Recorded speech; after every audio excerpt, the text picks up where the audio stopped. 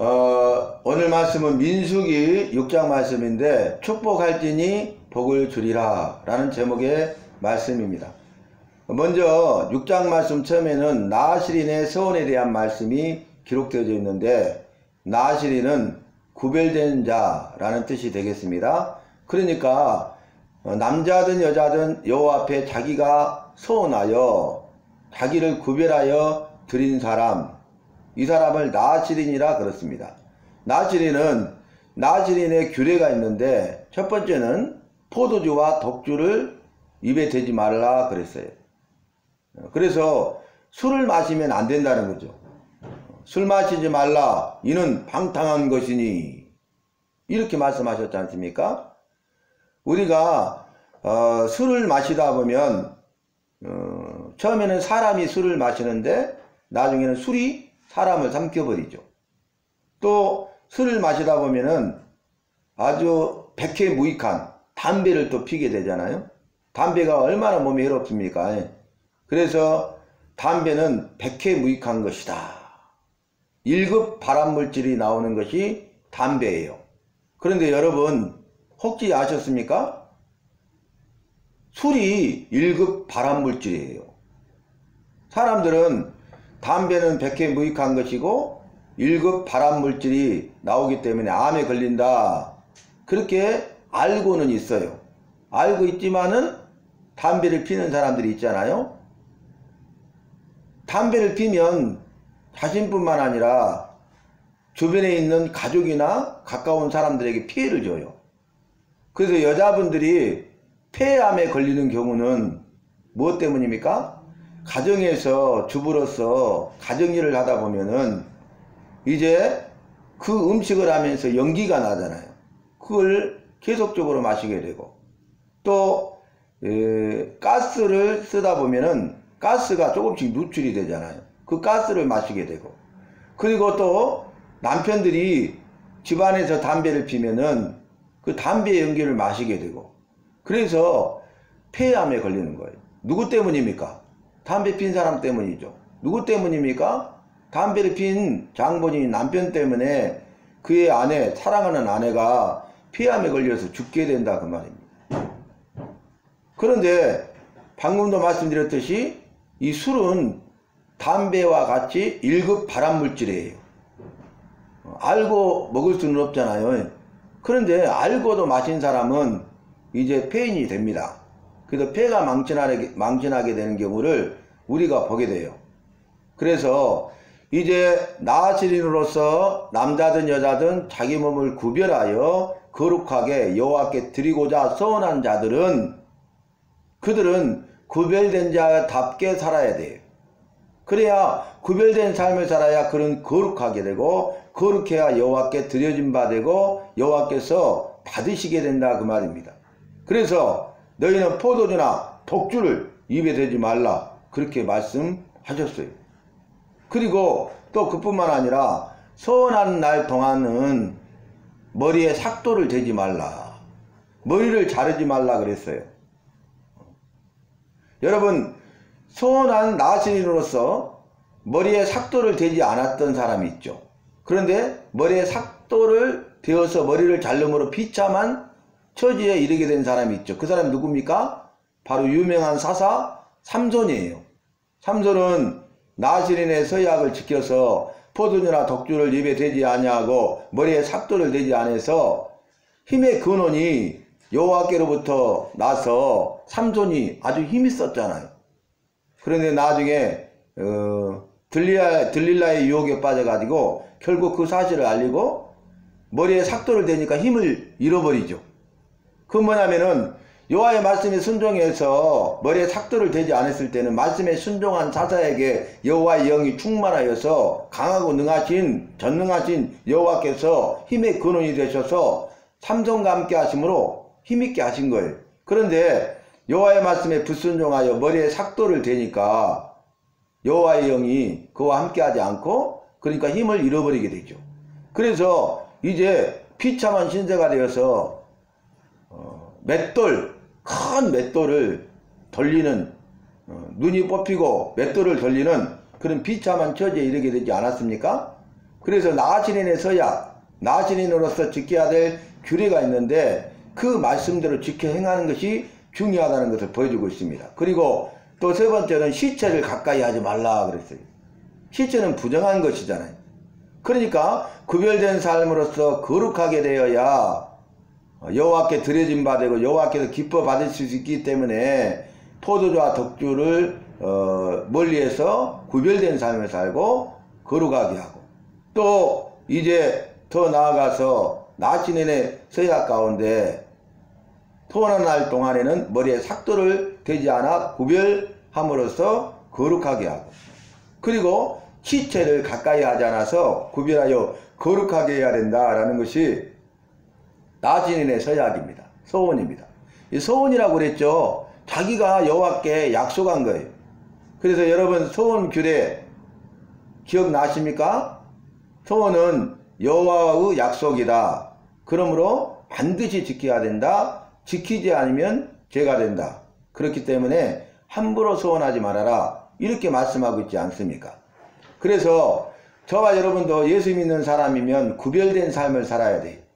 그래서 거룩한 산제사로, 거룩한 산제물로 여호와께 드려진 바 되어야 되고, 여호와께서 받으시는 거룩한 산제사, 거룩한 산제물이 되어야 하는 것입니다.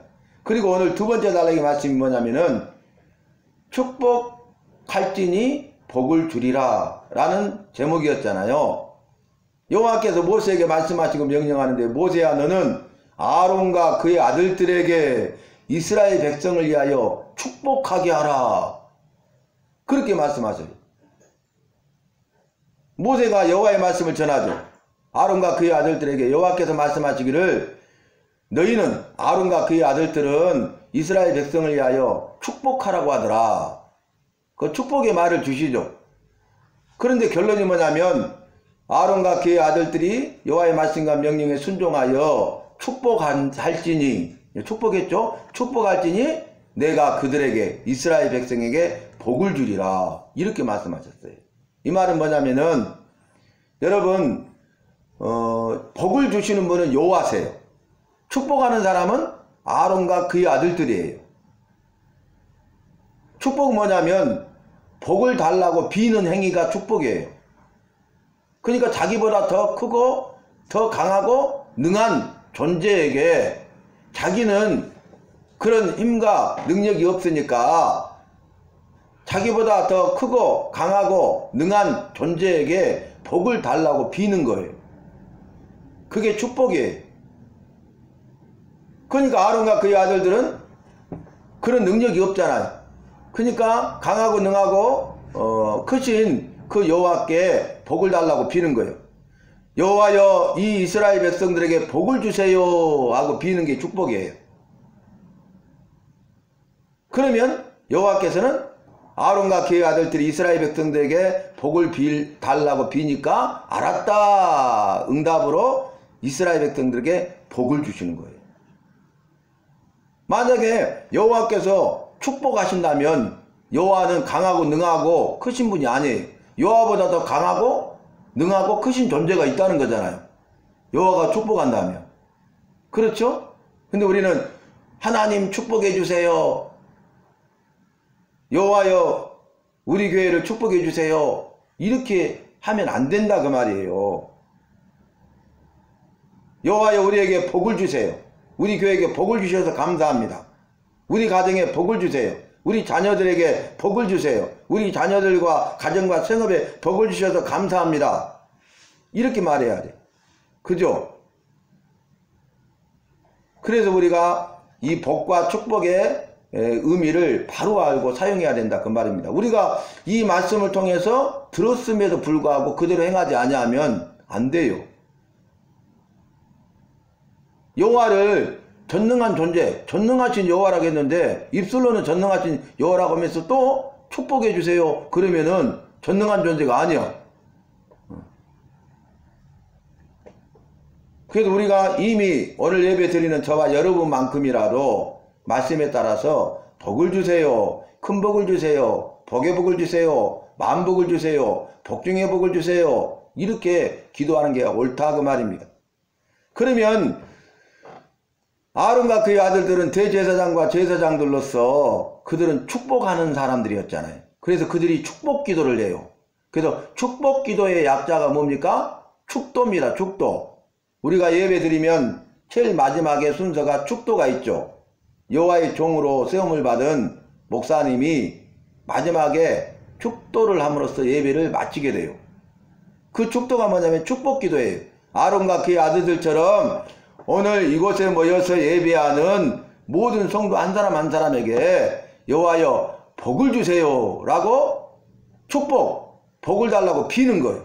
그러면 여호와께서 오늘 말씀과 같이 그 기도를 들으시고 알았다 하고 오늘 예배 드리는 우리 한 사람 한 사람 바로 나에게 복을 주신다는 거예요. 그런데 오늘 말씀 보니까 여호와께서 우리에게 복을 주시는데 복을 주시되 너를 지키시기를 원하며 그랬어요. 나를 지키신다는 거예요. 나를 지키시는 분은 여호와세요. 여러분, 내가 나를 지키는 것 같잖아요. 나를 지켜줄 사람 한 사람도 없어요. 내가 나를 지킬 수도 없어요. 그런데 나를 지켜주신 분이 있다는 거예요. 얼마나 위로가 되고 격려가 되고 힘이 되고 용기가 됩니까? 아니, 이 세상에서 누구도 나를 지켜줄 자가 없는데, 나도 나를 지킬 수가 없는데, 내가 내 가정을 지킬 수도 없고 내 자녀들을 지킬 수도 없어요. 나 자신마저도 지킬 수가 없어요. 그런데 나를 지키시는 분이 있대요. 근데 그분이 바로 여호와세요. 여호와께서 복을 주시되 너를 지키시기를 원하며, 이 내용이 첫 번째 나오잖아요. 그러니까 여호와께서 나에게 복을 주시는데 나를 지켜주신다 그 말이.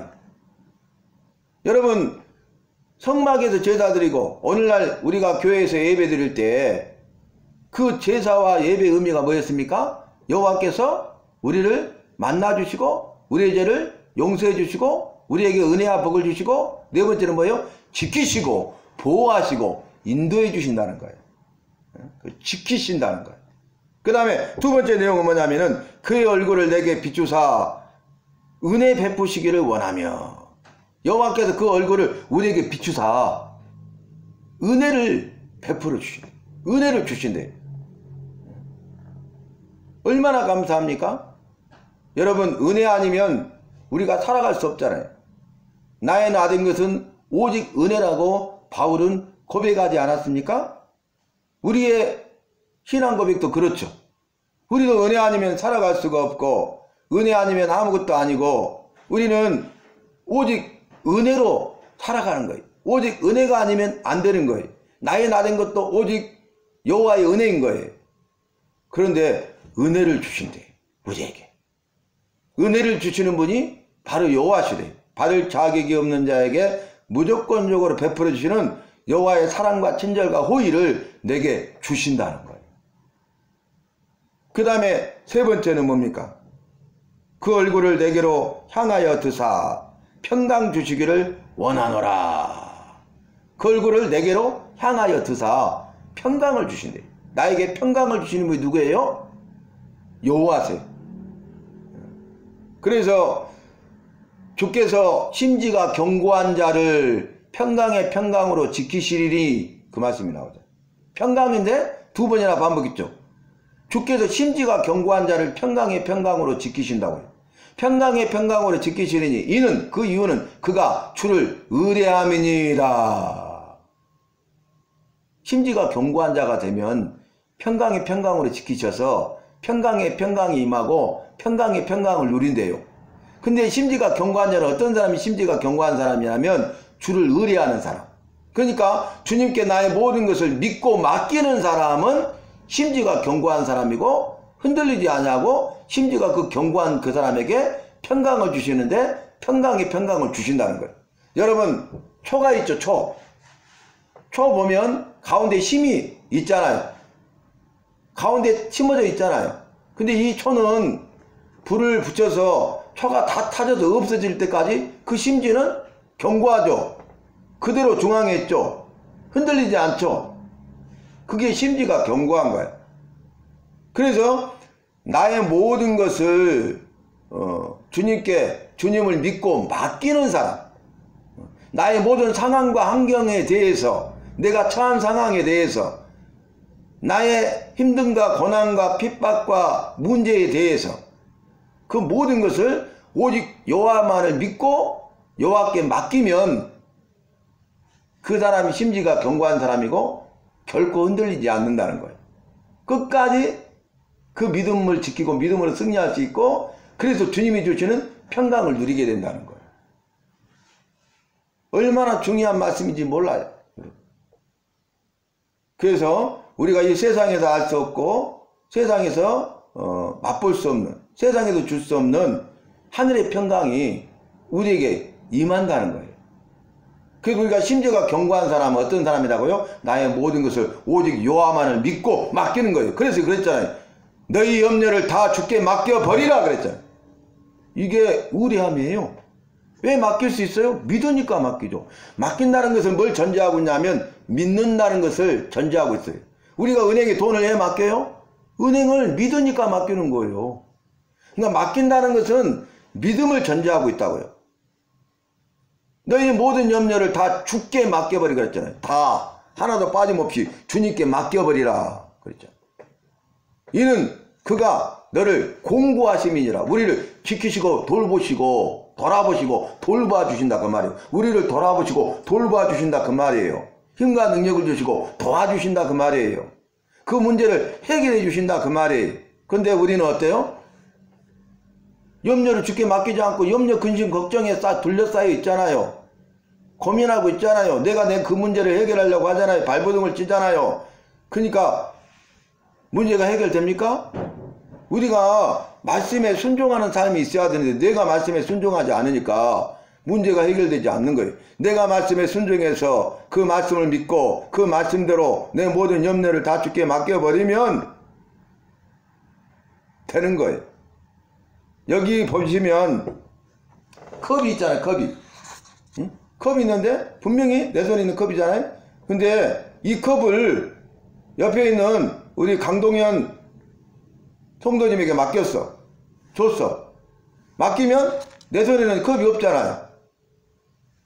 이게 염려라고 생각해보세요. 염려. 이 염려를, 내 안에 염려가 있잖아요. 근데 이 염려를 주께 맡겨버려요. 그러면 염려가 사라져버린 거예요. 또 그뿐만이 아니고 우리 주님 말씀하시기를 너희는 마음에 근심하지 말라. 여호와를 믿으니 또 나를 믿으라 그랬잖아요. 왜 근심해요? 믿음이 없으니까. 믿음이 약하니까. 믿지 못하니까. 응? 믿는 사람은요 염려를 맡겨버려. 그러니까 염려가 없어. 근데 내가 믿음이 없으니까 못 맡겨. 그러니까 염려 가운데 둘러싸여 있는 거예요. 사방팔방으로 둘러싸여 있는 거예요. 응? 그 문제를 해결할 수 있는 사람은 바로 나예요. 내가 여호와의 말씀대로 행하는 거예요. 순종하는 거예요. 말씀대로 사는 거예요. 그러면 여호와께서는 하신 약속의 말씀을 나를 통해서 이루신다는 거예요. 그것이 바로 능력과 기적이 이루어지는 것입니다. 능력과 기적을 체험하는 쓰임받는 은혜 아버지의 주인공 간증자가 되는 것입니다. 오늘 말씀이 여러분 너를 지키시기를 원하며 은혜를 주시고 평강을 주시기를 원한다. 나를 지키시는 분, 은혜를 주시는 분, 평강을 주시는 분, 그분은 바로 여호와세요. 그래서 우리가 여호와를 믿고 여호와께 모든 것을 맡기는, 의지할 뿐만 아니라 의뢰하는 그러한 믿음의 삶을 살아서 그 말씀의 약속과 같이 승리하는 자가 되어야 하겠습니다. 여호와께서 우리에게 복을 주셔서 나를 지키시고, 복을 주셔서 나에게 은혜를 주시고, 복을 주셔서 평강으로 지켜주신대요. 오늘 여호와는 복을 주시는 분이고, 여호와의 종들인 대제사장과 제사장인 아론과 그의 아들들은 복을 달라고 비는 축복하는 자들이고, 오늘 이 시대에도 여호와는 복을 주시는 분이고, 여호와의 종인 목사님이 축복 기도할 때 복을 달라고 기도하면 그 기도의 응답으로 여호와께서 우리 예배하는 우리 모두에게, 바로 나에게 복을 주실 줄로 믿습니다.